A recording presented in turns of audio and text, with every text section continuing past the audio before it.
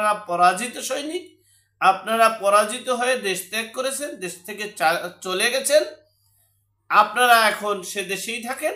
আর আপনাদের যারা দোসর ছিল, প্রত্যক্ষ যারা দোসর ছিল, পরোক্ষভাবে না, যারা পরোক্ষ ছিল তাদের কাছ থেকে চাঁদা টাদা এই সেই নিয়ে টিয়ে তাদেরকে মোটামুটি কিছুদিন একটু সাহায্য দিয়ে বলা হবে তোমরা আমাদের দলে আসো, দলে আসলে তাদেরকে ছেড়ে দিবে। আর যারা প্রত্যক্ষ অপরাধী তাদের একটু বেশি খেসারত দিতে হবে। এটাই বুঝতে সক্ষম হয়েছেন এই মাহফুজ আলম সাহেব।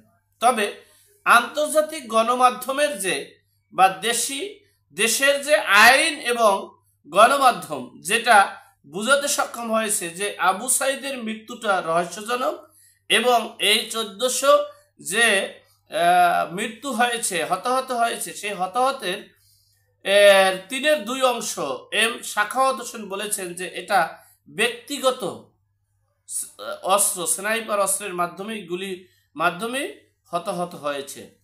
তাহলে এই হতাহতগুলো করেছে কারা এখন প্রকাশ্যে স্পষ্ট হয়ে গেছে। আর সেই হতাহত করছে একজনে, মামলা হচ্ছে অপরজনার নামে। এ কেমন বাংলাদেশ?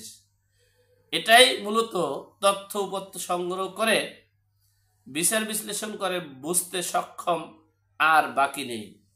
যাই হোক, এখন দেখার বিষয় এই মেটিকুলাস ডিজাইনে দেশের যে সম্পদ, দেশের তরুণ প্রজন্মের জীবন নাশ, দেশের মানুষের এই যে আহত যারা, তাদেরকে কেন এই মেটিকুলাস ডিজাইন করে এত কিছু করা হলো, আর সেটার ভুক্তভোগী কারা হবে, এমনটাই জাতি এখন জানতে চায়।